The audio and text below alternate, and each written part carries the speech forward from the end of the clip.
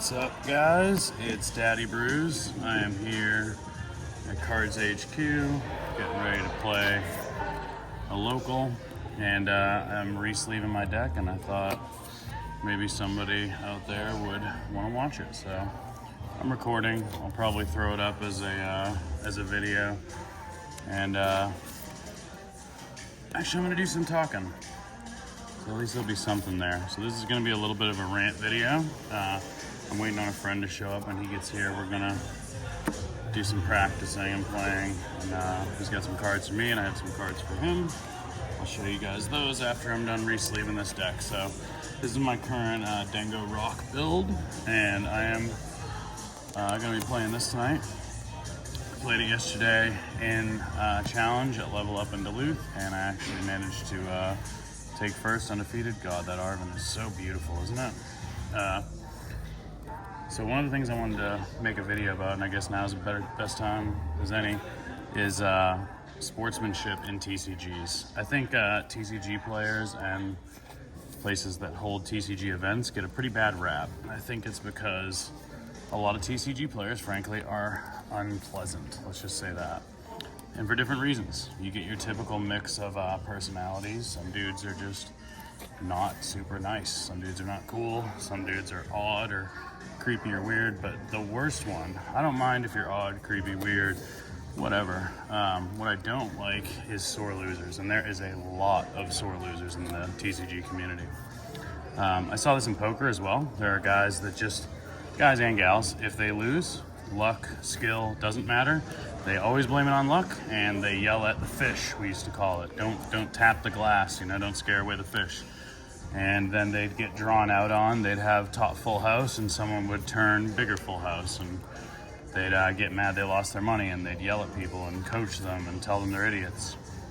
And I encountered this last night. I was actually surprised. Usually the Pokemon TCG community is pretty great, but I've also haven't been at the top of a important tournament before, and I think when you get to that level where you're competing for championship points, some of these guys take it far too seriously. Obviously, being 4 months in, I'm just newer, I'm just having fun and trying to learn. I would like to eventually take it very seriously, maybe make a Worlds run one year, but I'm a long way from that. I'm only 4 months in, right?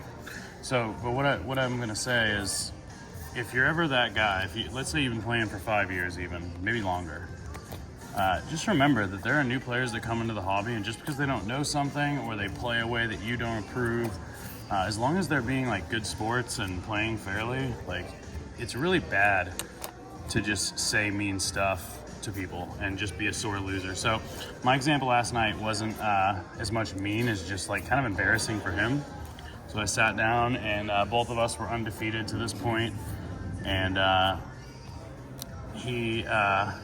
you could tell he wasn't really taking me serious from the beginning. He probably knows I'm a newer player and was annoyed that I even did well enough that he wasn't playing one of his best buddies that he plays every week, right?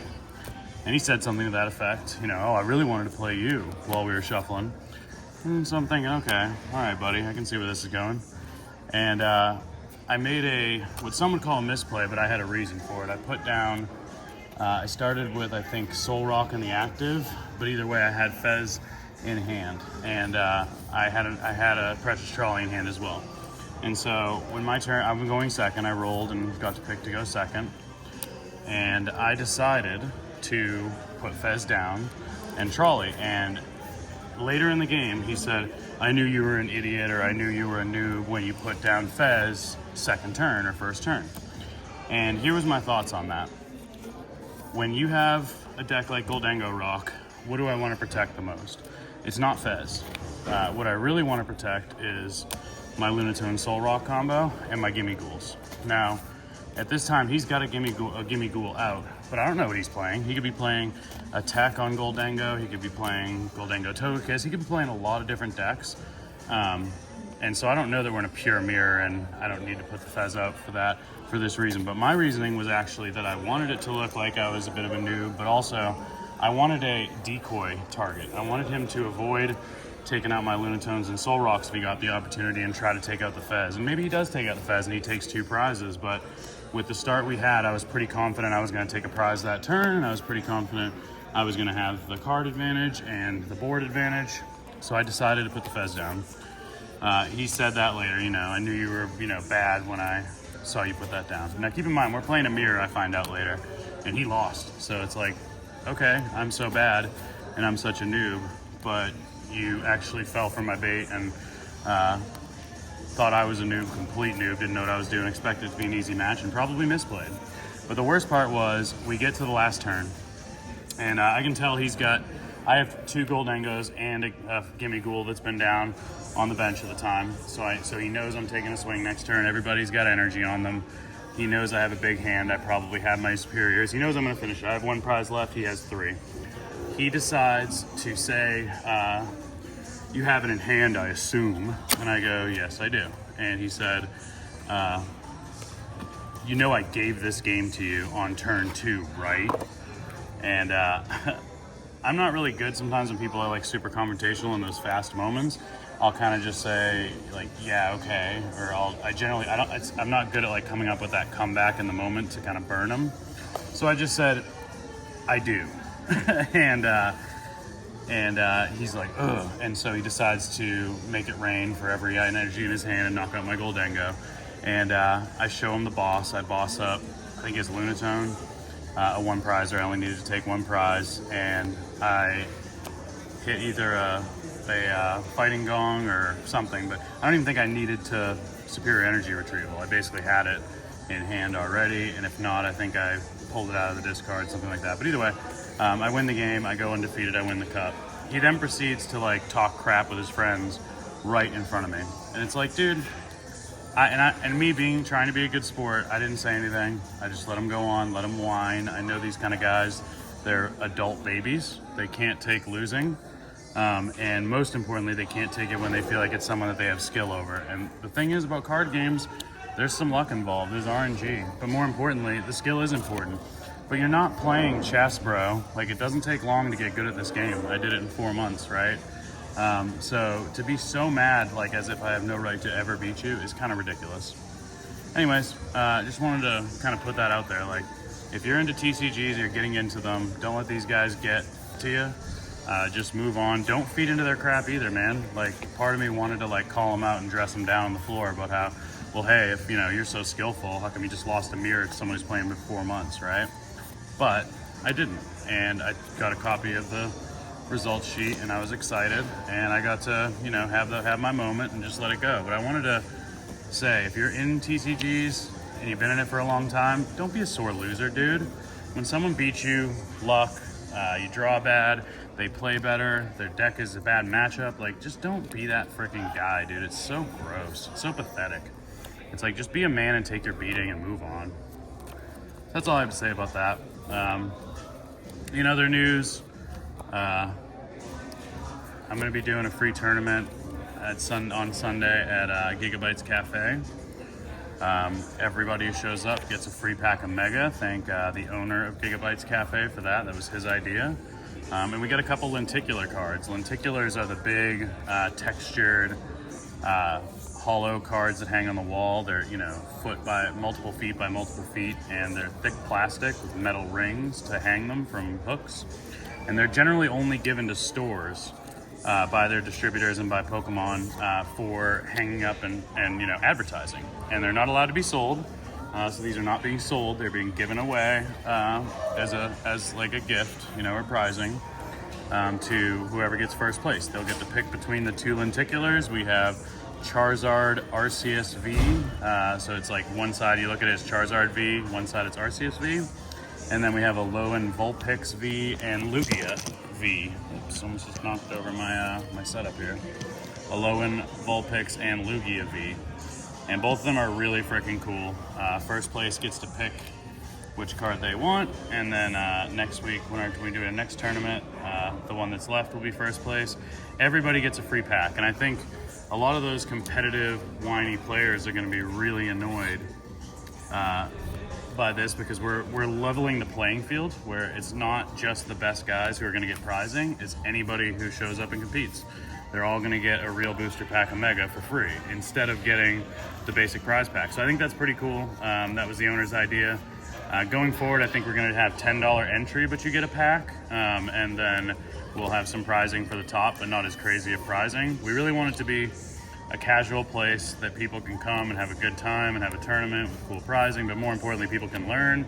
And we're really going to discourage the kind of negative, bad loser mentality that I was just talking about from last night. So anyways, I'm in public, so I'm going to be a little quiet. I'm going to sit here and just re-sleeve this deck. But I just wanted to add something to this video other than just me re-sleeving a pretty deck and talk about something I think is important. So hope it was valuable. If you guys enjoy this kind of content, I'm happy to post it. I just was sitting here doing it anyways, and I thought, why not throw on the camera? I got the setup. So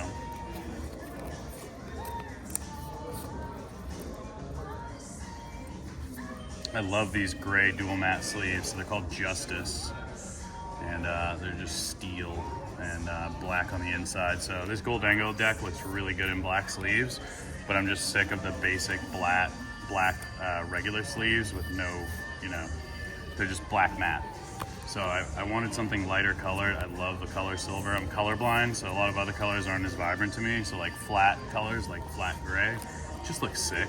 And it matches being a metal deck with Goldengo, and I just think it works. And because I have the black backgrounds on the side of the card, it works really good with the gold cards, the hyper rares as well. And the little play stamps have black, so it's just good contrast. I think it looks really good. I think this is going to be my main sleeves for this deck going forward, is this color. I like to change my sleeves every couple days. If you look at sleeves, these were brand new last night before my matches, and it's hard to see in the video, but they just get like this dulling effect, and it's almost like there's little bits of like finger grease that get on the sleeves, and then when they're shuffling together, it starts to scratch the sleeve and leave this kind of like it's not residue, but it's like they're not as brilliant, they're not as clear and see-through. The cards don't look as pretty. Like you can see right here, the card basically looks as beautiful as it does outside of a sleeve. They start to dull, and it's probably just from the plastic rubbing together. So I like to change them, and also they shuffle much better. When sleeves are brand new, it's like butter, man. And most importantly, nobody can claim you're trying to cheat with dual matte sleeves. You can't see through the back, which is cool. A lot of the other sleeves, like these blue ones, if I put a card in there, you can see the Pokemon logo in the right light. So they're great, but I spent the extra couple bucks to go with the dual mattes this week. I haven't used dual mattes in a long time, so we'll see if I like them. But we're rocking with them tonight. There's the air balloon from Mega. I got 2 of them. I love this card. The pretty gold steel energy. I had my whole energy set for the Goldengo Togekiss build in gold to match kind of I just figured I don't normally go all gold in a deck, but with Goldengo Togekiss, it's just, if you're playing a Pokemon made of gold, I feel like he's got to have some gold in his trainers and his energies. I do want to get a full play set of gold fighting, but it's just so hard to come by, and more importantly, it's expensive. So I'll probably just rock, whatever cool energies I come across. But I do have 1 gold fighting energy.